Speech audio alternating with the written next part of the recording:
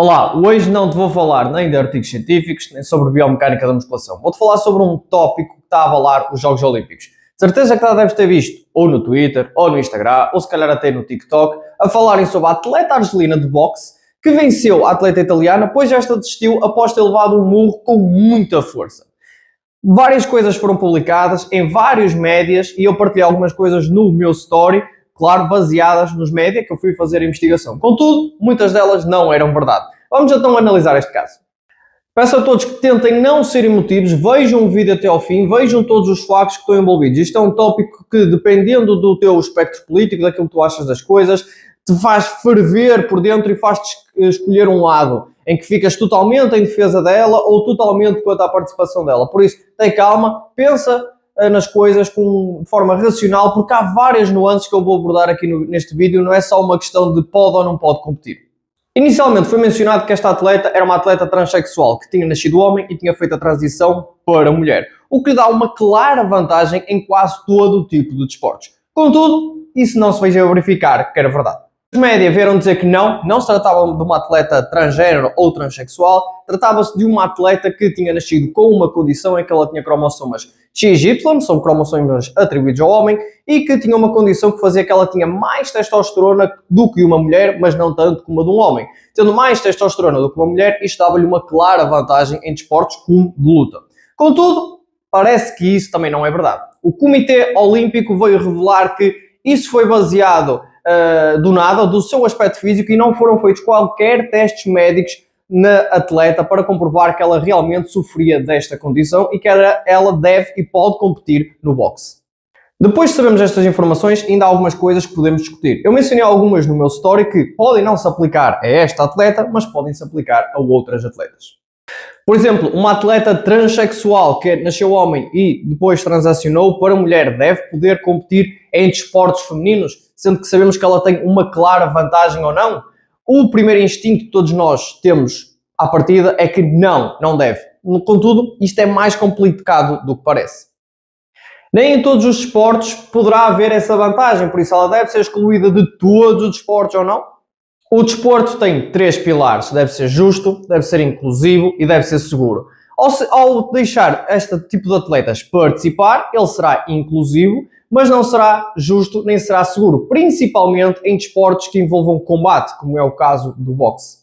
Contudo, vamos pensar noutras perspectivas. Podemos criar uma categoria Open ou uma categoria só para trans, em que aí não haveria qualquer problema. Se fosse uma categoria trans, todo o tipo de atleta trans competiria e aí ninguém estaria em vantagem para além das suas vantagens biológicas, como a sua altura, o tamanho das suas alavancas ósseas, a proporção de fibras rápidas, etc. Ou se fosse uma categoria Open, podia competir mulheres, homens, não binários, transexuais, etc. E toda a gente sabia para o que é que ia. Contudo, eu vi um comentário que me fez pensar, isto é fácil de aplicar em desportos individuais, mas em desportos coletivos não é assim tão simples. Não há assim tantos atletas transexuais para formar uma equipa e muito menos para formar um campeonato. Então o que é que fazemos neste caso? Este tipo de atletas não deve poder competir, deve ficar excluído da maravilhosa coisa que é o desporto? Podemos fazer vários argumentos pró e contra. Por exemplo, alguém que fez a transição, que era um homem e passou a ser uma mulher, nunca poderá ser uma mãe ou um pai biológico, a não ser que tenha congelado esperma antes de fazer a transição e depois sim poderia ser biologicamente pai ou mãe, nesse caso. Contudo, vamos assumir que não fez isso. Depois, ela, ao fazer essa transição, está a aceitar que, ok, eu nunca vou ser um pai ou mãe biológica. Aceita isso. Será que também devemos aplicar esse critério ao desporto? Tal como aceita que não será pai ou mãe biológico, também não deve poder competir no desporto? É uma questão que fica no ar e que, sinceramente, não sei a resposta. Surge então outra questão. E se não for uma atleta transexual que fez transição, mas uma mulher biológica que nasceu com uma condição que faz que ela produza mais testosterona naturalmente? Ela deve ser excluída do desporto? Afinal de contas, isto é uma vantagem biológica dela, tal como é a altura, a percentagem de fibras rápidas, o comprimento e a correlação das suas alavancas ósseas, entre outras. Ela deve ser excluída do desporto? Afinal de contas, ela não fez nada, nasceu com aquilo, tal como os outros atletas nascem, e tem essa vantagem. Neste caso, eu tendo a dizer que ela pode competir, porque ela não tomou doping, ela não fez qualquer transição, apenas nasceu com isto. E o desporto tem mesmo isto, é os outliers dos outliers. Não se aplica às mesmas médias a desportistas que a pessoas normais. Porque se formos pelo critério, ela tem mais testosterona do que uma mulher, todas as atletas, à partida, em grande parte dos desportos, ou em algum deles, são mais altas, são mais fortes, têm mais densidade mineral óssea, são mais rápidas do que uma mulher comum. Ou seja, elas não são mulheres comuns. Isto não é um tema fácil, é um tema muito delicado. Já tive uma visão mais simplista do mesmo, mas à medida que uma pessoa vai estudando, vai aprendendo e vai falando com outras pessoas, é muito importante falarem com outras pessoas com outras perspectivas, vai moldando então a nossa posição. A forma que poderia resolver isto, mas que também é muito difícil de nós aplicarmos, é definir o que é um homem atleta e definir o que é uma mulher atleta. E depois disto, quem não se encaixar dentro desta caixinha deveria ser excluído, mas até que ponto isso também não será discriminatório?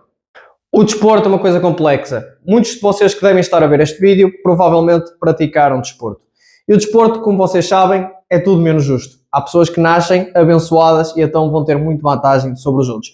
Este caso é mais uma vantagem e está tudo bem, devemos aceitar, ou esta é a única vantagem que nós não deveremos aceitar? Diz-nos nos comentários de forma educada e racional o que é que achas sobre este tópico e ajuda-me a moldar o meu posicionamento, porque pode estar errado, pode estar parcialmente certo ou pode já estar certo. Diz-me o que é que tu achas. Este é um tópico sensível, é um tópico complexo, não é de nada simplista, não é de preto ou branco. E há coisas que eu nem sei como é que hei de me posicionar. Não te esqueças de seguir esta página, isto é um vídeo um bocadinho à parte, é mais um vídeo sobre a atualidade desportiva, mas eu posto aqui vários conteúdos sobre biomecânica da musculação e sobre evidência científica. E já agora, partilha este vídeo com os teus amigos ou partilha num story, porque isto é um posicionamento que eu acho que vou ser chamado transfóbico ou vou ser chamado de woke, por isso estou pronto para levar porrada dos dois lados. Já estou habituado.